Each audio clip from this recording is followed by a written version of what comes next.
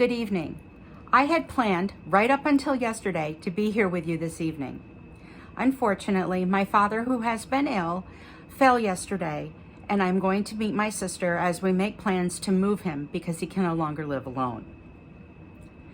So, a lot of this talk is actually about my dad.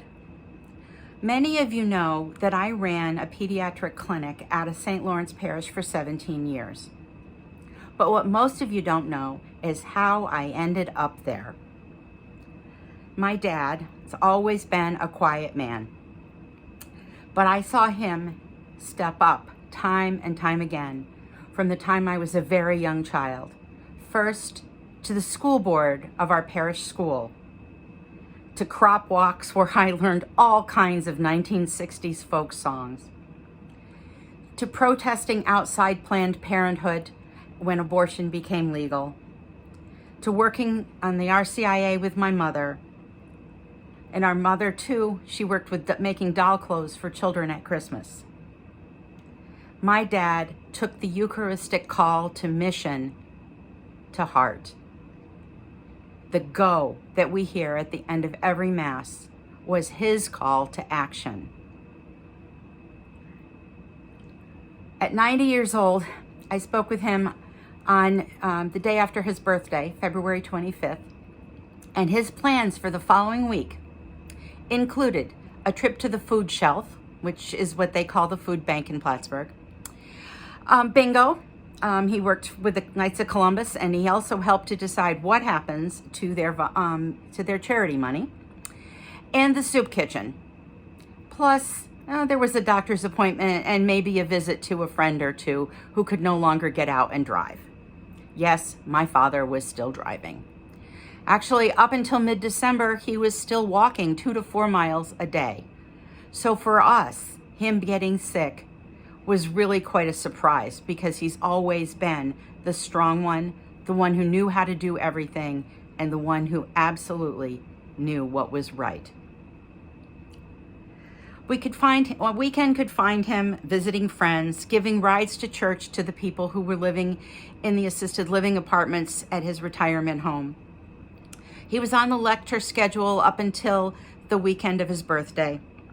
He'd been on the lecture schedule for more than 50 years. Sometimes I forget how much my father has influenced my life. But when I think back, I was a candy striper when I was 14. I taught religion when I was in high school. And I worked for Birthright. All of them because I saw my father. For Dad, it wasn't a matter of going to church, but becoming a member of a parish and working at what the parish's mission was. That saying that's going around on Facebook right now, don't go to church, be church, that was always Dad. It is said that children learn what they see from their parents, not what they hear. I can attest that that is true.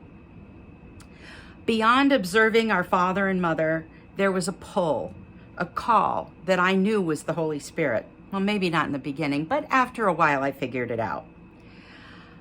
I had taken about a 10-year hiatus from nursing and worked in my husband's business.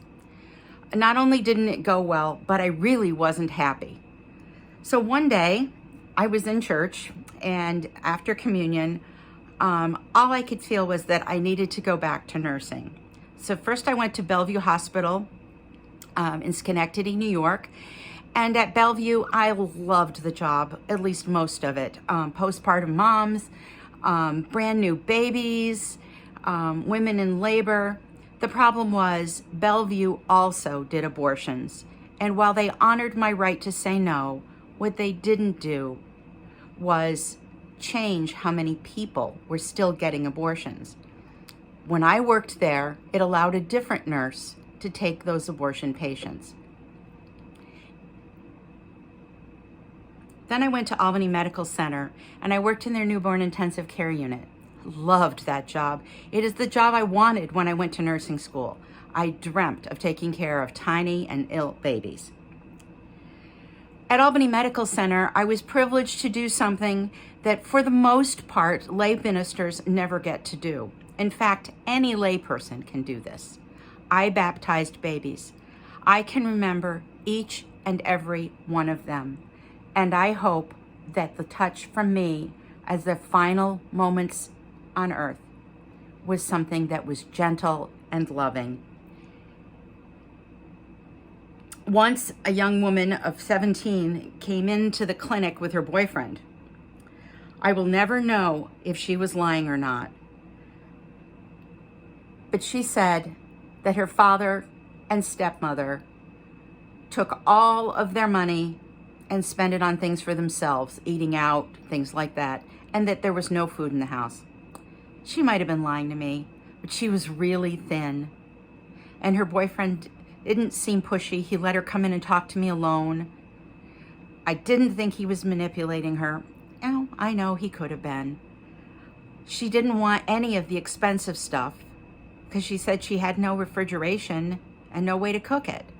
So she did take like canned tuna fish and things like that, crackers and chips. By coincidence, we had that very day a big delivery of food donations that were not controlled by the food bank. One day, after going to communion, we were living in Latham, New York, I felt this pull that said I had to go back to nursing. That's how I ended up at Bellevue Hospital. And then I went to Albany Medical Center. When my husband was transferred, I went to Hammett. Then he was transferred again, and I ended up in Buffalo on my last semester of graduate school. And I didn't know anyone. When you first get a job as a nurse practitioner, you usually get a job with somebody you already know. I didn't know anyone here. I saw in the paper a little clinic called Lighthouse that was set up at Resurrection Lutheran Church, and it was run by medical students. So I just stopped in one day, and the physician said, "So, you want to work, but you don't have a collaborating physician." And I said, "That's right." And he said, "Well, come and work with us." I worked with them for 5 years as a volunteer, where I found that there were a lot of children who had insurance even, but they couldn't get to offices. Some of that was because their parents were minimum wage jobs where you don't get a schedule to the day before. Now, pediatric offices are scheduling out 2 and 3 months unless you're sick. That wasn't working. Some of them didn't have transportation. Have you ever taken 5 small children on the bus in the city? I took 2. That's not easy. So after I'd been there about 5 years, this doctor who I'd been working with said, "So why don't you just open a clinic of your own?" And I thought, lots of money, don't know where to go. Father Paul Seil from St. Lawrence suggested that I open the clinic in their school building, which was still empty at the time. And I thought, what on earth am I going to do with 30,000 square feet? And how am I going to pay the rent there or the utilities? So he said, well, maybe that is too big. How about the parish hall? So we carved out a spot in the parish hall. And instead of the $100,000 that Dr. Fox told me I needed, my husband borrowed $5,000 from his retirement plan. And I opened St. Lawrence Pediatrics. 17 years later, we had served nearly 10,000 children. Most of them, but not all, short-term patients. There for shots, school physicals, sports physicals. We had one child come in whose parents owed $100 to their doctor's office and they wouldn't see him. That child was diagnosed with acute lymphocytic leukemia only 2 hours after he left my office. So, the clinic was needed. I really learned a lot. Unfortunately, we couldn't keep it going. There wasn't enough money. There wasn't anybody else willing to work for what I was earning. So it had to close. And over the next few years, I hope to be able to find a way to get something similar back in the neighborhood. In those early days of the clinic, when we weren't making any money at all, and maybe not even breaking even, one of my daughters said to me, "Mom, why don't you get a real job?" I had a lot of what she called real jobs over the years. But for me, This was the real job of a lifetime. What I was doing mattered. It mattered to me, and it mattered to those children. And for me, it was more important. It felt more like a real job than that intensive care unit in Albany, or the intensive care unit at Hammett, or the urgent care unit at Children's Hospital. This felt like real work. Just like the work we have of caring for each other. Remember, of course, that the Greek word for church is ecclesia, which means to gather. In Genesis, we learn that God felt that man should not be alone, and that is still true today. We need each other.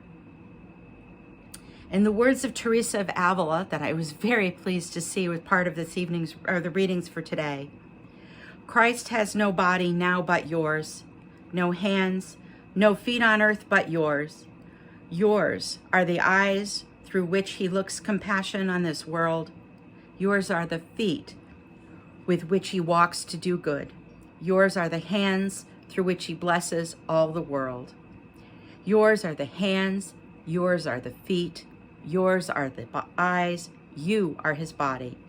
Christ has no body now on earth but yours. Go. Thank you, and I hope you had a good evening, and I really hope that you enjoyed Life in the Eucharist as much as I did, helping everyone put it together. Thank you. Good night.